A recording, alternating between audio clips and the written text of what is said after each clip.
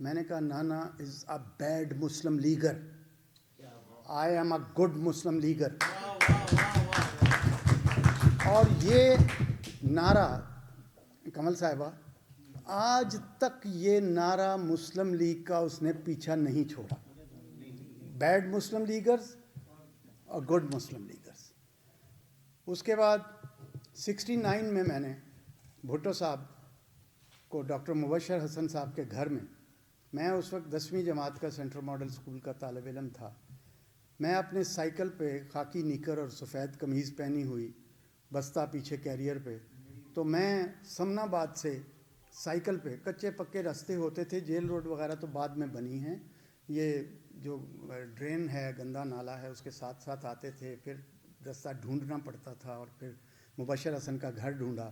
میں وہاں پہنچا اور مجھے اندر نہ جانے دیا جائے.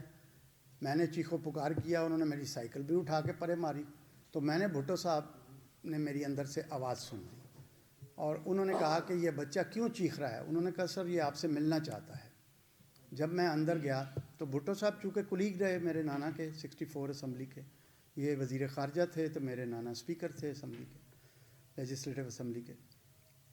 تو مجھے کہتے ہیں کیا نام ہے تمہارا, کیوں چیخ رہے ہو.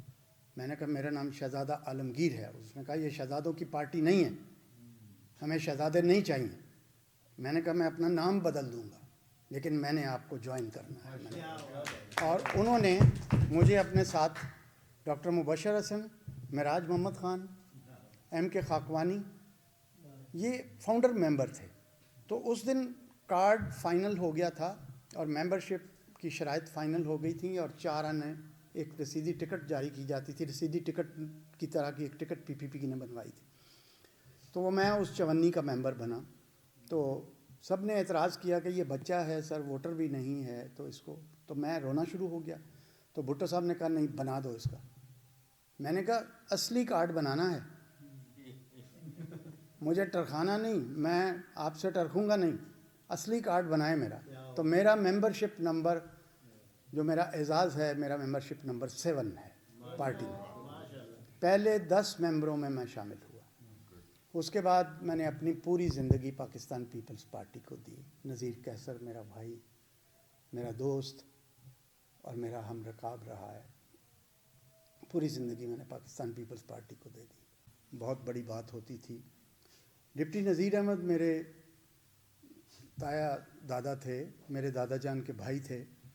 میرے دادا جان بھی علی گڑھ سے اور تمام علی گڑھ سے پڑھے ہوئے یہ لوگ تھے. تو انہوں نے اپنی نوکریاں بطور ڈپٹی کمشنر چھوڑ کے قائد اعظم کو جوائن کیا جب پاکستان آل پاکستان مسلم لیگ بنی. پہلے تو کانگریس تھی اور کانگریس کے بعد جب آل پاکستان مسلم لیگ بنتی ہے تو دونوں اپنی نوکریوں سے ریزائن کر کے قائد اعظم کے ساتھ آ گئے. راجہ حسن اختر یہ گکھڑ قبیلے سے تعلق تھا, کیانی خاندان ہے. قمر جاوید باجوہ میرے ہم زلف ہیں. تو جب پاکستان بن گیا اور ایک آگ کا دریا تھا, خون کا ایک دریا تھا جس کو عبور کر کے آپ لوگ, آپ کے اجداد یہاں پہ پہنچے. یہ بہت قربانیوں کا ثمر ہے پاکستان. اور یہ لا الہ الا اللہ محمد الرسول اللہ کے نعرے پہ اس کو بنایا گیا اور یہ تابت قائم رہے گا. 15 اگست 1947 کو میرے نانا راجہ حسن اختر کو قائد اعظم نے نوٹیفیکیشن کیا اور انہیں آل پاکستان مسلم لیگ کا جنرل سیکرٹری بنایا. اس وقت آل پاکستان مسلم لیگ کا دفتر ہائی کورٹ کے بالکل سامنے ای پلومر بلڈنگ ہے ایک, جس میں سالٹ اینڈ پیپر وغیرہ ہیں اور باقی دکانیں ہیں. اس کے اوپر آل پاکستان مسلم لیگ کا آفس ہوا کرتا تھا. تو 64 میں پھر اسپیکر بن گئے, مسلم لیگ سپلٹ ہو گئی. اور میں اپنے نانا کو کہا کرتا تھا, جو ایوب خان کے ساتھ چلے گئے اور کچھ لوگ جو ہے وہ محترمہ فاطمہ جناح کے ساتھ چلے گئے. تاریخ اس لیے بتا رہا ہوں کہ آپ کو پتہ چلے کہ مسلم لیگ کس طرح سے پھر سپلٹ ہوئی. اور میں اس وقت بالکل چھوٹی عمر میں 3 یا 4 جماعت کا طالب علم تھا.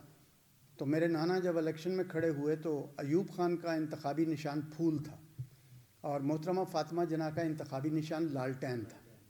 تو میں لالٹین لگا کے، ایک پیسے کی ملتی تھی جس کے پیچھے بکسوا ہوتا تھا، تو وہ ہم لگا کے تو میں اپنے گھر میں پھرتا تھا. اور میری نانی جو ہے وہ سیکٹری ہیلتھ ویسٹ پاکستان تھی، بیگم نیاز حسن اختر. انہوں نے مجھے کہا کہ تیرا نانا بہت سخت ہے، وہ تجھے قتل کر دے گا، مار دے گا، وہ ایوب خان کے لیے کھڑا ہے اور تو فاطمہ جناح کے نعرے لگاتا ہے، تو یہ اتار دے.